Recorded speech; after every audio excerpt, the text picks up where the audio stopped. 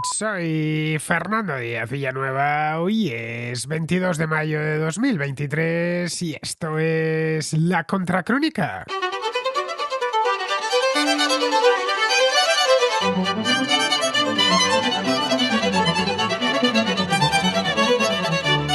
Hace una semana la plataforma Netflix estrenó la segunda parte de una ambiciosa serie documental sobre grandes reinas africanas.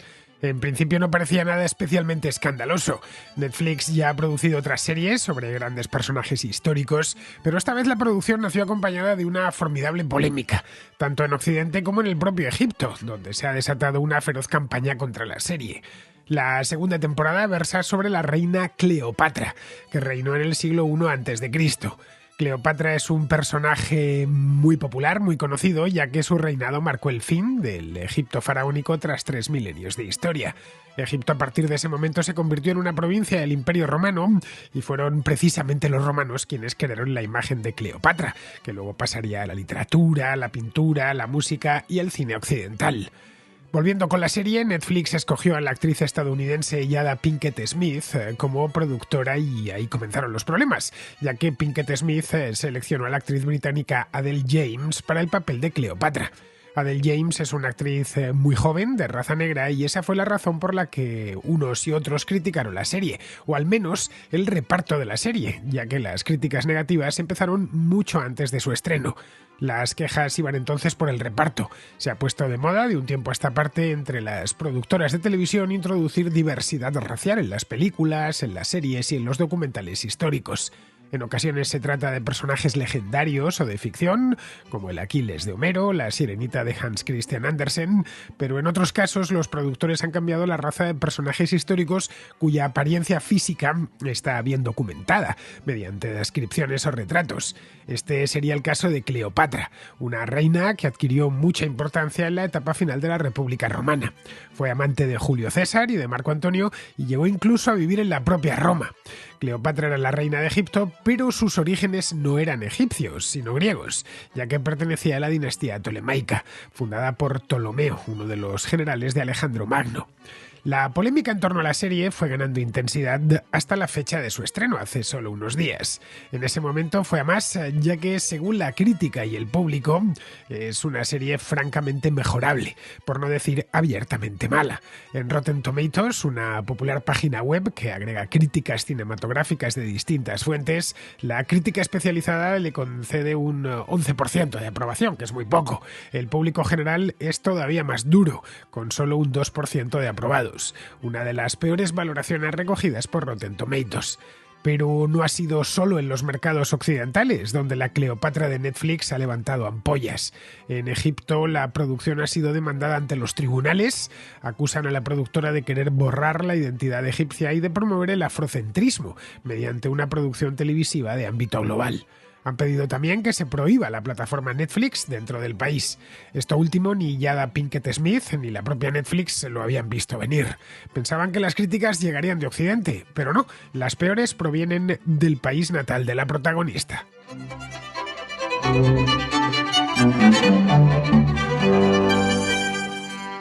En febrero de este año, Netflix estrenó en todo el mundo una serie documental en formato docudrama, ya sabéis, ese género un tanto extraño que está a caballo entre el documental y el drama, es decir, y la película, ¿no? Y los docudramas necesitan, por lo tanto, actores, a ser posible, buenos actores que encarnen a los protagonistas. Esto del docudrama es un género que está muy de moda, especialmente desde que las grandes plataformas de televisión a la carta, como el caso de Netflix o HBO o Amazon Prime Video, empezaron a fabricar en serie y de manera casi industrial todo tipo de docudramas sobre distintas épocas de la historia. Bien, pues esta de Reinas de África era una de las grandes apuestas de Netflix para esta temporada. El 15 de febrero estrenaron la primera temporada compuesta por 4 capítulos en los que se contaba la historia de la reina Njinga de Ndongo, una reina africana, reina de Ndongo y de Matanga, 2 reinos ya extintos del actual norte de Angola. Njinga vivió y reinó en el siglo XVII, a mediados del siglo XVII. Sabemos de ella por los cronistas portugueses, porque fueron los propios portugueses quienes se encontraron con Njinga y la reconocieron incluso como soberana. Su nombre de pila era Ana de Sousa, ya que su madrina de bautizo era una portuguesa llamada Ana, y el gobernador portugués de Luanda en aquel entonces se llamaba João Correia da Sousa. Njinga reinó durante 30 años, en los que se enfrentó a los portugueses y también alcanzó acuerdos con ellos para permitirles que un buen número de esclavos saliesen de la costa de Angola, de la costa del sur de África, en dirección a Brasil. Como vemos, el planteamiento de la serie es muy interesante: rescatar del olvido a una serie de reinas de África para traerlas al presente y hacer que su nombre sea conocido en todo el mundo. Todo a través del género del docudrama, que entra mejor a muchísima gente, especialmente a los que no son muy aficionados a la historia, que el documental convencional. Digo que sea conocida en todo el mundo porque Ana de Sousa, o Njinga de Ndongo, es ya sobradamente conocida en Angola. Allí se enseña su nombre y sus gestas se las enseñan a los estudiantes angoleños, y bueno, una de las calles principales de Luanda, que es la capital del país, lleva su nombre. Hay incluso una estatua recordándola en el centro de la ciudad. Pero nunca es mala idea que este tipo de personajes históricos que suelen pasar desapercibidos, pues una televisión decida hacer una documental o incluso una serie de ficción, si esto tanto vale una cosa como la otra, para que sean más conocidos en todo el mundo. Una de las cosas buenas que han traído las plataformas es eso mismo: se produce más contenido audiovisual que nunca, y eso ha permitido que se hagan documentales de personajes y de historias que en otras circunstancias pues hubiese sido muy difícil. La primera temporada de la serie, esta dedicada a Ana de Sousa, funcionó bien, la verdad, tanto para la crítica como para el público. En Rotten Tomatoes, que es un agregador de críticas cinematográficas, yo la verdad es que soy un usuario muy intenso de este servicio y desde hace un montón de años. Hay unos cuantos de este estilo, pero Rotten Tomatoes es el más popular y por lo tanto el que más gente entra a opinar. En Rotten Tomatoes, como digo, las críticas positivas fueron muchas. Ya sabéis, una crítica, cuando hablamos de cine o de series, puede ser crítica negativa o crítica positiva. No necesariamente tiene que ser negativa. Las positivas fueron muchas. Tiene una nota, lo tengo delante ahora mismo, de 7,3 sobre 10, y casi todas las críticas que aparecen ahí. Ojo, esto de Rotten Tomatoes tienen críticas especializadas profesionales, pero también críticas de lectores. Yo me suelo fiar más, por regla general, de las críticas de lectores, en este caso de cinéfilos, ¿no?, que entran ahí a comentar la película o simplemente a votar. En algunas películas hay miles y miles de personas que entran a valorar una película, y eso, sinceramente os lo digo, y ya sabéis que mantengo un programa de cine un par de veces al mes, El Contraplano, lo miro bastante antes de ver una película. Es muy común que eche un vistazo a Rotten Tomatoes, sobre todo si de la película no he tenido referencia, pues me sirve como referencia lo que la mayor parte de la gente ha visto en ella. Y os digo una cosa: por regla general, la mayoría en esto no suele estar equivocada. Si está calificada muy baja, luego te pones a ver la película y ves que la película no vale mucho o no vale nada directamente. En cambio, si está calificada muy alta, tiene valoraciones del 98%, del 97%, pues puede ser mejor o peor, encajar más en tus gustos, pero la película o la serie en cuestión, por regla general, suele ser buena. Hay otros agregadores, este de Rotten Tomatoes no es el único. Hay otro que también muy popular, que se llama Metacritic, y nos encontramos con lo mismo, ¿eh? La mayor parte de las críticas de esta primera temporada son positivas. Luego, además, a los angoleños la serie esta les gustó mucho, claro. No es habitual que grandes plataformas como Netflix se acuerden de personajes africanos, y menos aún de grandes personajes de la historia de Angola, como es el caso de Ana de Sousa. Es un país, además Angola, muy particular, porque es un país que permaneció durante siglos, un montón de siglos, colonizado por Portugal.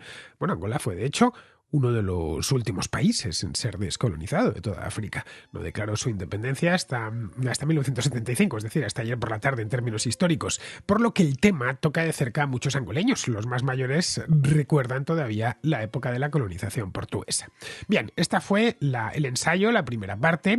El sabor de boca general que dejó esto de Reinas de África era bueno, tampoco para llenar titulares de prensa, pero para quienes son aficionados a la historia, especialmente a la historia no necesariamente de Europa o de América, sino a historia de otras partes del mundo, les pareció muy interesante, les complació bastante, ¿no? La segunda temporada se anunció poco después del estreno de la primera. Esta vez iban con una reina de la otra punta del continente africano. La otra punta, pues si estamos en Angola, es Egipto.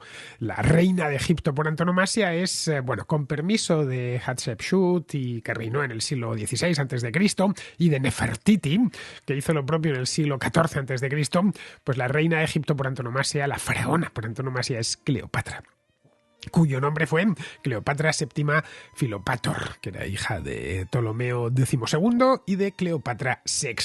Su vida, la verdad, está muy bien documentada.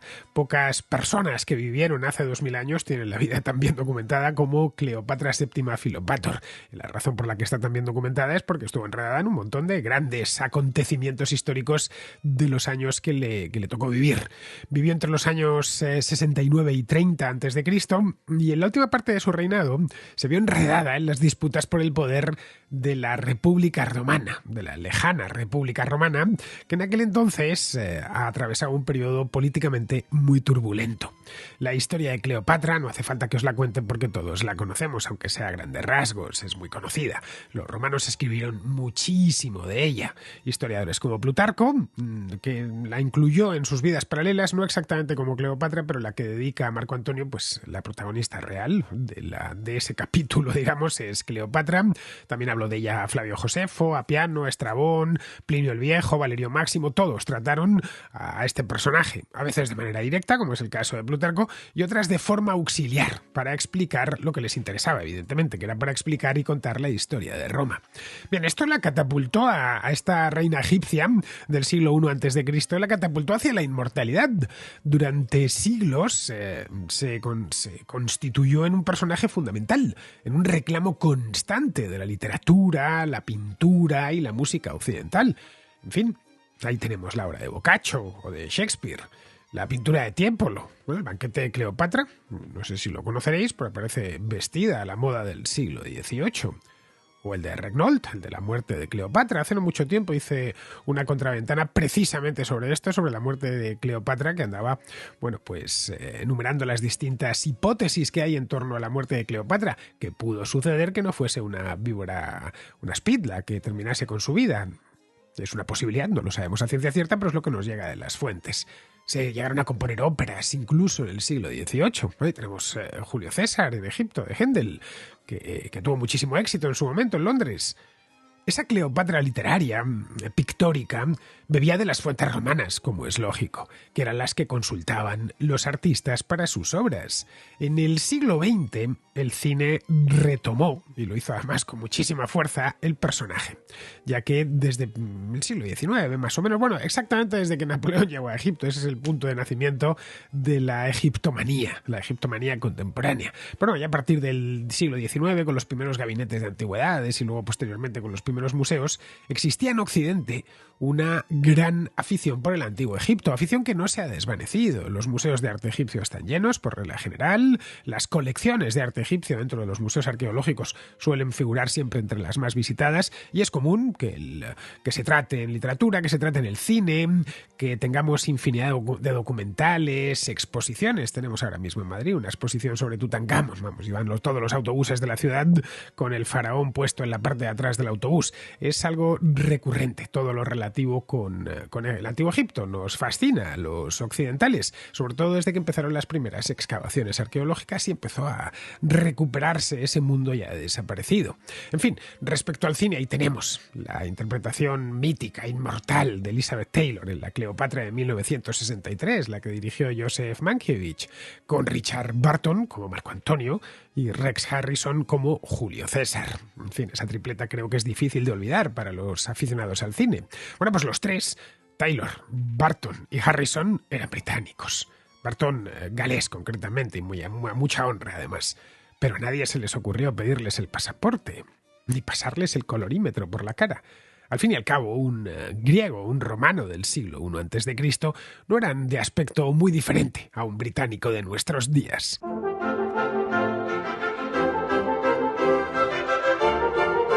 En el arte occidental no se planteaba la cuestión racial de Cleopatra. porque consideraban que era ese un asunto intrascendente que ni ponía ni quitaba. Lo importante era el personaje y lo que hizo pues con Julio César y con Marco Antonio y su desdichado final. No era un asunto importante el color de su piel. Lo podemos ver en los cuadros, pues lo podemos ver también en el Julio César en Egipto de Händel, ¿no? La cantante que lo interpreta, pues da igual un poco de qué raza sea. En principio la suelen poner una cantante de blanca, pero ya está. No es un asunto, no lo puso Händel en el libreto en ningún momento. Tiene que ser la cantante de esta manera, tiene que medir tanto y tener el color de piel de esto. No, en absoluto. Era un asunto menor. En los cuadros aparecía blanca y de aspecto europeo, eso es cierto, pero tampoco es extraño. Ya os acabo de contar antes que Tiepolo, en su banquete de Cleopatra, viste a los personajes como venecianos del siglo XVIII. Tiepolo era veneciano de nacimiento. Bueno, y quien dice venecianos, dice alemanes o españoles, porque Tiepolo trabajó en Wurzburgo unos años y luego ya en Madrid. Se vino a Madrid la última etapa de su vida, donde murió, por cierto, en 1770. En sus obras, Tiepolo caracterizaba a los personajes, por lo general, los tomaba del natural, un poco lo que veía en la calle. Bueno, no hay más que ver su Inmaculada Concepción, que pintó por encargo de Carlos III para el convento de San Pascual en Aranjuez y que hoy está en el Museo del Prado, cualquiera la puede ver.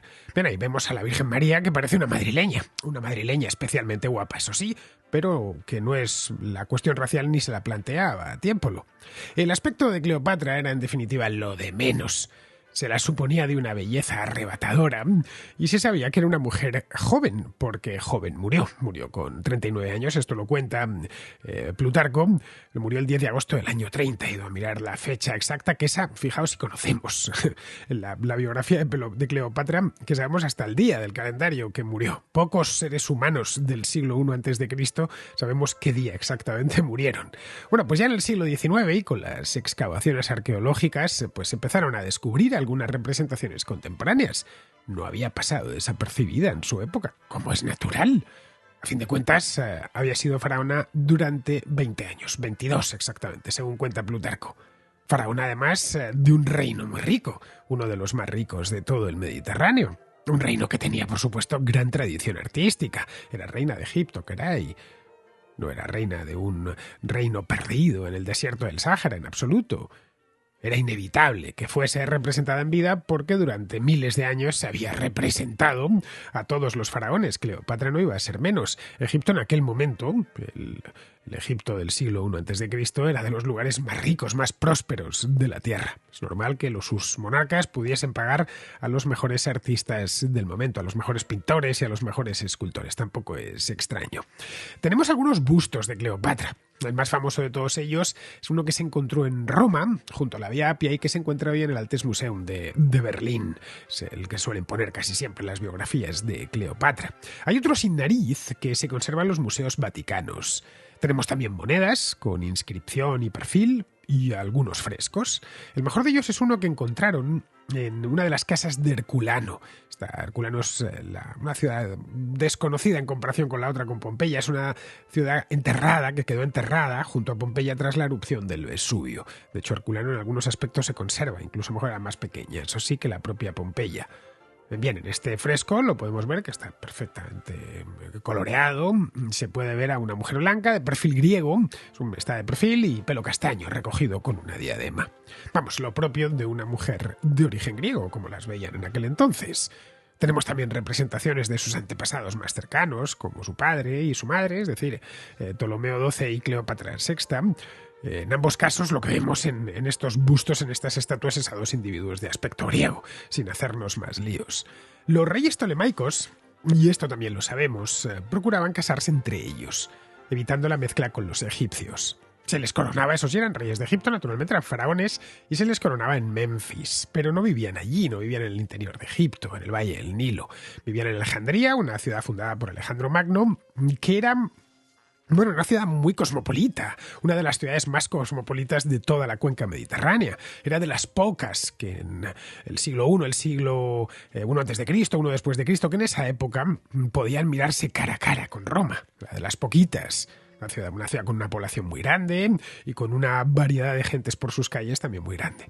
Pero esencialmente mayoritariamente era una ciudad griega, en la que se hablaba griego y en la que la cultura era esencialmente griega. Aunque, como toda ciudad cosmopolita, pues tenía influencias de todas partes. Los propios reyes hablaban griego. y aunque aprendían otros idiomas, evitaban aprender el egipcio.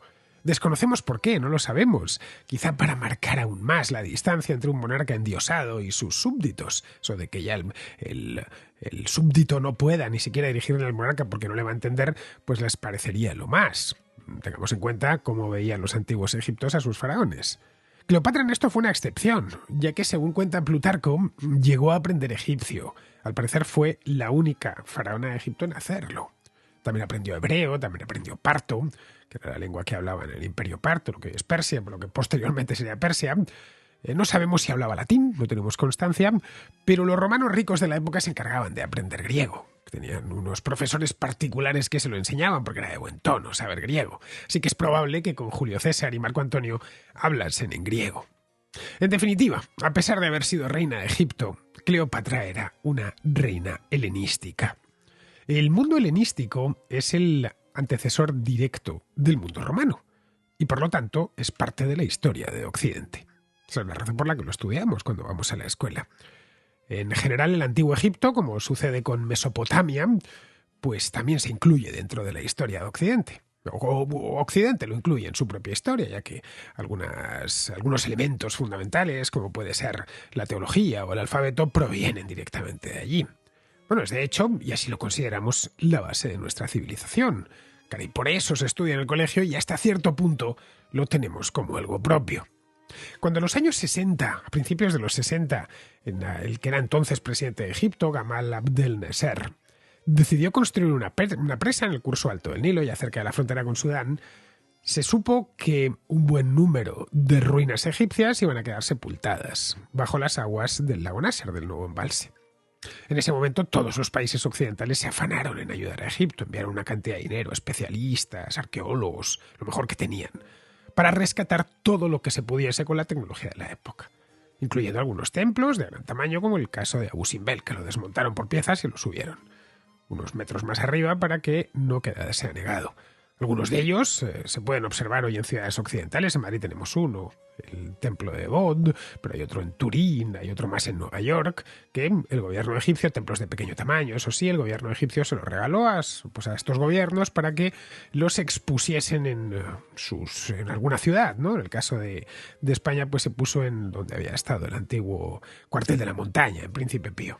Y el templo pues sigue ahí. Todo esto viene de aquella gran operación de rescate. Nasser sabía que para los occidentales el antiguo Egipto formaba parte de su historia. Y claro, no le costó mucho convencer a los gobiernos occidentales. La UNESCO organizó una gran misión que asignó muchísimo dinero a toda esta operación de rescate. La cuestión es que los egipcios contemporáneos se sienten herederos, los herederos auténticos de aquella civilización desaparecida. Nosotros la tenemos como parte de nuestra historia, pero una parte muy lejana. Ellos consideran que hay una línea que conduce directamente desde el antiguo Egipto hasta el Egipto actual. Desde que el país accedió a la independencia, esto fue hace un siglo, en 1922, todo lo relativo al legado del Egipto de los faraones es una cuestión de Estado. Esto ha ido más con los años. El valor que el gobierno y que los propios egipcios dan a su patrimonio es mayor hoy de lo que era hace un siglo, cuando buena parte de aquellos templos maravillosos estaban o abandonados o semiabandonados, y los que no lo estaban era porque había arqueólogos alemanes o británicos cuidando de ellos. Era la época en la que, finales del 19, cuando casi cualquiera llegaba a Egipto y sacaba aquellas antigüedades que los egipcios de la época no les daban importancia. Esto hoy les permite, este culto al antiguo Egipto les permite afianzar la identidad nacional y diferenciarse del resto de los países de su entorno, especialmente de los países árabes. Para ellos el pasado faraónico es toda una credencial de legitimidad. Es decir, les transmiten a los demás que ellos estaban allí hace mucho más tiempo que los demás y que fueron capaces de levantar una civilización muy avanzada cuyo desarrollo se extendió durante 3000 años. Pues bien, hace solo un par de años, en 2021, hice una contraventana, también la tenéis en el archivo, sobre esto. Llegaron incluso a organizar un gran desfile con el traslado de las momias reales del Museo Egipcio, las momias de los faraones, las que tienen bien identificadas, claro. El Museo Egipcio que hay junto a la Plaza Tahrir, el Museo Egipcio que todos conocemos, ese edificio de principios del siglo XX, a un museo de nueva construcción que han levantado junto a las pirámides de Giza, un poco al norte de las pirámides de Giza. Se han gastado en él $1.000 millones. Tiene 80.000 metros cuadrados de exposición y fue inaugurado hace poco, hace solo unos meses, con solo una parte de la colección. Les falta mucho por trasladar. Para la ocasión contrataron incluso una soprano de ópera de nacionalidad egipcia, naturalmente, que cantó una pieza en el idioma de los antiguos egipcios. Este desfile, que fue televisado en horario de máxima audiencia, vendría a demostrar cómo el gobierno del Sisi se toma esto del antiguo Egipto como uno de los elementos principales de la identidad nacional. Era por lo tanto previsible que se armase un gran escándalo cuando se supo que Netflix había producido una serie sobre Cleopatra, en la que la protagonista sería una actriz de raza negra. Algunas de las reacciones, evidentemente, han sido racistas, pero otras han venido motivadas por agravios históricos. Por agravios históricos y por la obsesión occidental de separar a los egipcios modernos de su propia historia. Esto se ha hecho de dos maneras, la primera uniendo la historia de Egipto a la de Occidente y la segunda separándola de Occidente, esto es más reciente ya, para convertirla en parte de la historia de África. Como vemos, la historia vuelve a ser una vez más campo de batalla. Los egipcios actuales no son parte de Occidente ni se lo sienten, pero tampoco se sienten africanos, o al menos africanos en el sentido que le dan los partidarios del panafricanismo. Egipto está en África, eso es indiscutible, pero su relación con el resto del continente no es especialmente fluida. Pertenecen al mundo árabe y al del levante mediterráneo, pero no se sienten muy vinculados al resto de África, un continente al que miran con cierto desprecio. En el país siempre hubo algo de racismo hacia los negros provenientes de Sudán, condenados casi siempre a trabajos subalternos. Esto es algo que los productores de la serie no supieron ver. Jada Pinkett Smith hubiera hecho bien en informarse. La elección de una actriz negra en el papel de Cleopatra obedecía básicamente a las obsesiones identitarias de los estadounidenses de nuestra era, que llevan varios años metidos en una guerra racial de baja intensidad. No podían ni siquiera imaginar que alguien en Egipto fuese a ofenderse con ello. Seguramente creyeron, en su ingenuidad, que ocurriría lo contrario, que los egipcios lo recibirían con los brazos abiertos, ya que tanto los negros como los norteafricanos han sido víctimas del imperialismo y el racismo occidental. Pero ese relato en blanco y negro, con un villano bien definido, no funciona más allá de Estados Unidos. El mundo está lleno de matices que Jada Pinkett Smith y su equipo han sido incapaces de apreciar. Luego, para colmo de males, la serie ha resultado ser especialmente mala. No ha gustado ni a la crítica ni al público. Y esto por razones que van mucho más allá del reparto. En fin, la guinda de un pastel que nunca debieron ponerse a cocinar.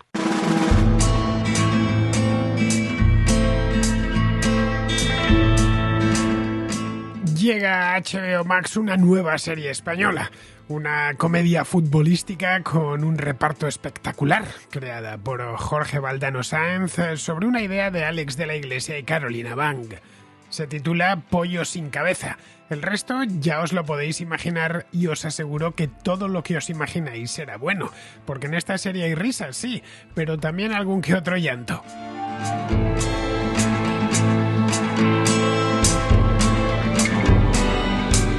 El protagonista, que es nada menos que Hugo Silva, se llama Beto y es un antiguo futbolista que se ha reconvertido profesionalmente en representante de jugadores. A partir de ahí trata de poner de acuerdo su ajetreada y a menudo disparatada vida profesional con sus asuntos privados, que no van precisamente bien.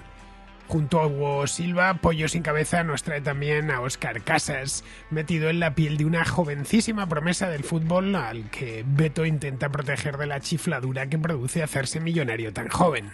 No está solo, porque completan el reparto primeras espadas como Kira Miró, Dafne Fernández y Gorka Ochoa. No te puedes perder Pollo sin cabeza, una serie que te encantará si deseas pasar un rato divertido. Pero recuerda que está solo disponible en HBO Max. Suscríbete y disfruta de todo su catálogo.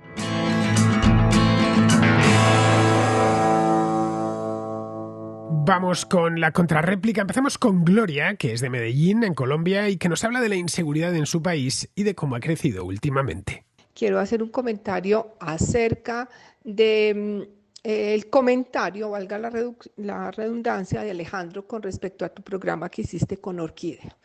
Bueno, yo también vivo en Medellín. Se nota en Alejandro, dado que su esposa es venezolana y su hijo venezolano, un gran afecto por las personas venezolanas. De hecho, aquí en Medellín también se les tiene mucho afecto. Cuando hubo este drama de personas que emigraron hacia nuestra ciudad, la gente y los ciudadanos fuimos muy solidarios. Pero creo que Alejandro también está un poquito sesgado, porque no se puede negar que en las grandes ciudades, yo diría que hasta en las pequeñas ciudades, y acabo de venir de Cartagena, donde se ve la misma situación, la inseguridad dada a través de los ciudadanos venezolanos se ha incrementado. Eso no se puede negar. Tampoco podemos negar lo de la prostitución. Sí, aquí siempre ha habido ladrones y prostitutas. Eso es indudable. Pero yo invitaría a Alejandro que se diera un paseíto por la calle 10, hiciera un censo de cuántas chicas venezolanas bis medellinenses. Es verdad, aquí hay un alto número de niñas que se dedican a la prostitución o webcam, en fin. Pero no se puede negar lo de la prostitución y la edad de las prostitutas venezolanas, que empiezan desde los 14 años. Diría que hasta menos. Entonces yo creo que seamos un poquito más sinceros con respecto al drama que vive nuestro país, con consecuencia de la cantidad de gente que ha migrado de Venezuela. No podemos negar eso. La tasa de criminalidad, es decir, el número de infracciones penales por cada 100.000 habitantes, es muy alta en Colombia, mucho más que en los países europeos y también que en muchos países de Hispanoamérica, que tienen tasas ya de por sí muy elevadas. Tengo los datos delante, datos de la Fiscalía, y el año pasado la tasa de criminalidad en Colombia fue de 3.486 delitos por cada 100.000 habitantes. En algunos departamentos, como el de Bogotá, se supera ampliamente los 5.000 delitos. Para que nos hagamos una idea de la diferencia con España. En 2021, que es el último año con dato disponible, la tasa de criminalidad fue aquí de 41 delitos por cada 100.000 habitantes. En España suele rondar entre 40 y 45. En 2021, en Colombia, la tasa fue de 2.839, de 2021 en 2019, de 2.913 en 2018 y de 2.713 en 2017. Es decir, que anda siempre entre los 2.500 y los 3.000. En 2020 bajó mucho debido a la pandemia, se quedó en 2.000, pero eso sucedió en todo el mundo. Claro, al haber menos gente en la calle, pues también hubo menos delitos. En 2022 subió algo, pero el problema viene de lejos. ¿Podemos culpar a Gustavo Petro de esto? Pues solo en la medida en que él llegó al poder en agosto de 2022. A partir de ahí ya le podemos pedir cuentas, pero no antes.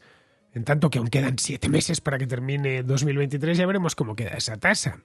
Es posible que se mantenga al alza, pero sinceramente no creo que la causa sea la inmigración venezolana, ya que Colombia era muy insegura antes de que los venezolanos entrasen en masa, a partir de 2014-2015. En 2013, el año en el que murió Hugo Chávez, la tasa de criminalidad en Colombia era de 2.536 delitos por cada 100.000 habitantes.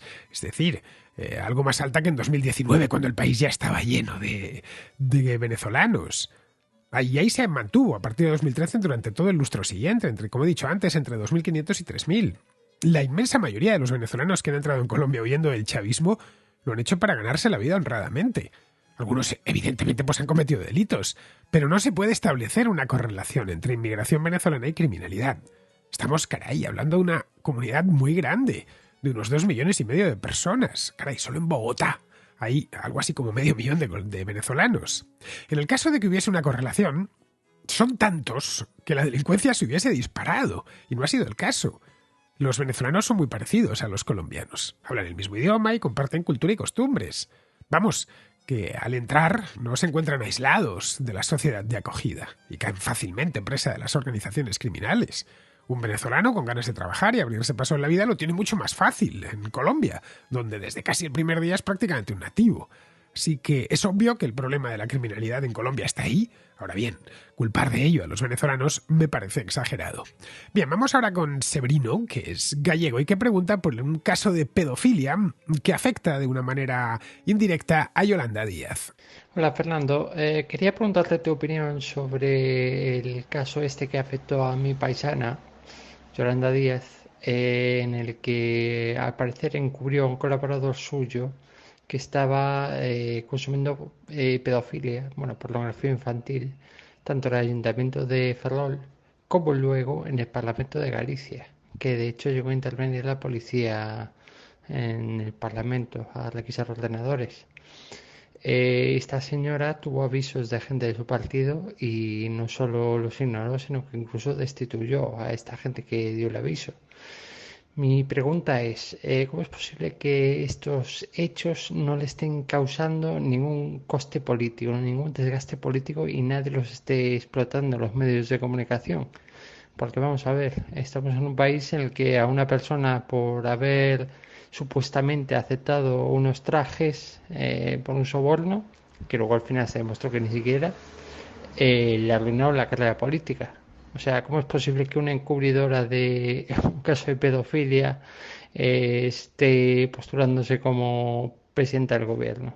A ver, no sé, ¿tú qué opinas? Un saludo. Esta historia de Yolanda Díaz es un tanto turbia. Yo me enteré de ella hace unos meses a través del periódico y me sorprende que no se la estén recordando. Quizá la oposición se la guarda para las generales. A fin de cuentas, en las municipales ella no se presenta, así que no quieren gastar la bala. La historia es más o menos como sigue. Hace unos años, cuando Yolanda Díaz era concejala en Ferrol, uno de sus asesores, un tal Ramiro Santalices, fue acusado de acceder a material pedófilo por internet y luego compartirlo. Lo hizo a través del ordenador del partido, pero la cosa no prosperó por falta de pruebas. Los archivos que encontraron estaban ahí, pero no se sabía a ciencia cierta a quién pertenecían. Años más tarde, esto creo que pasó en 2008-2009, pues bien, años más tarde, en 2016, Santalices ya fue detenido por la policía, que tuvo que entrar en el Parlamento gallego, que le acusó de consumir pornografía infantil y de compartirla con otros. Para entonces, Yolanda Díaz ya era diputada autonómica y en lugar de alejarse de Santalices, pues se lo había llevado con ella al Parlamento después del primero de los problemas, de la primera de las acusaciones, que no se sustanció en una acusación penal. Eso al parecer se lo echó en cara a Xosé Manuel Beiras, con quien se había presentado en las elecciones de 2012 con un partido nuevo llamado AGE, Alternativa Galega de Esquerdas. Fue entonces cuando ya Yolanda Díaz se apartó de él, pero nunca explicó por qué no lo había hecho años antes. La verdad es que, como te digo, Severino, no tengo ni idea de por qué no se lo recuerdan. Quizás sea porque están guardándose el caso para cuando esté ya formalizada su candidatura y arranque la campaña. Bien, seguimos con José Antonio, que es de Córdoba y que nos trae de nuevo esto de lo que hablábamos la semana pasada, sobre el tuit que Alejandro García San Juan puso sobre las iglesias edificadas sobre mezquitas. Buenos días, Fernando. Después de haber escuchado la contra en la que hablaban del tuit del profesor universitario de Huelva sobre las mezquitas construidas sobre iglesias que no existían, decir que en la Catedral de Córdoba, la mezquita, soy un sacerdote de la diócesis de Córdoba, no hay excavaciones grandes como tal, porque evidentemente no se puede hacer, pero sí hay cata. Te envío unas imágenes en las que se ve perfectamente las excavaciones de la Basílica de San Vicente Visigoda sobre el subsuelo de la actual Catedral Mezquita de Córdoba. Bueno, ya lo comenté la semana pasada. No sabemos muy bien si lo que hay debajo de la Mezquita de Córdoba es la iglesia de San Vicente Mártir, pero es muy probable que así sea. Todo lo que se hizo fue allá por los años 30, hace casi un siglo, se hizo una cata arqueológica, que hoy se puede ver perfectamente gracias a una ventana que hay en el suelo del templo, para el poco de entrar, vamos. Vemos un mosaico y poco más. Es posible que ese suelo pertenezca a la basílica, pero claro, para confirmarlo tendríamos que excavar mucho más, cosa que me temo que será imposible. De cualquier manera, como os contaba aquí, es perfectamente lógico que los invasores se quedasen con los mejores edificios, que solían ser las iglesias. Lo hicieron en otras partes donde sí está documentado, el caso de Damasco que os expliqué, así que no veo razón alguna para que no lo hiciesen en Hispania. Bien, vamos a terminar, vamos con Pizarro, que nos habla de la crisis del periodismo. Hace tiempo que descubrimos que la información, conocimiento y actualidad para todos que traía Internet eran en realidad un tsunami de datos que necesitaban de intermediarios para ser procesados y que esos intermediarios, ahora máquinas, proporcionan bulos, propaganda, cajas de resonancia y payasadas. Siendo, como siempre, el conocimiento y la actualidad solo para quienes los analizan crítica y esforzadamente. Como el nuevo periodismo eran los viejos panfletos y chismes disfrazados de modernidad, ha resultado tener las patas cortas. Un cordial saludo de Pizarro. Y hasta aquí, queridos amigos, llega la contra de hoy, 22 de mayo, mañana 23, y estaré de vuelta. Hasta mañana.